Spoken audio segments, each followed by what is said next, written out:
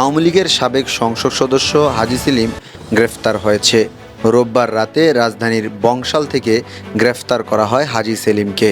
গ্রেফতারের বিষয়টি জানান পুলিশ এবং গোয়েন্দা শাখার যুগ্ম কমিশনার মোহাম্মদ রবিউল ইসলাম ভূঁইয়া। তিনি জানান, কয়েকটি মামলায় আসামি হাজী সেলিমকে গ্রেফতার করা হয়েছে।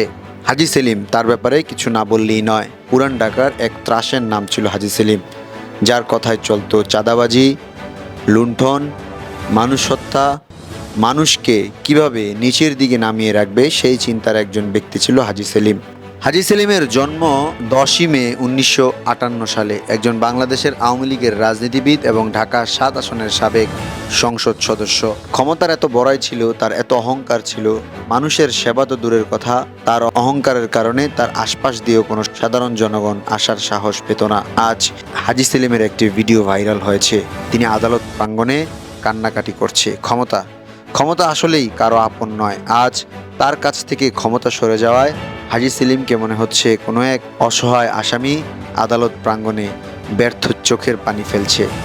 হাজী সেলিমের এই ভিডিওটি দেখে ভবিষ্যতের রাজনীতিবিদদের শিক্ষা নেওয়া উচিত। ক্ষমতাকে নিজের পেয়ে মানুষকে মানুষ না মনে করলে হাজী সেলিমের মতোই পরিণতি তাদেরই হবে।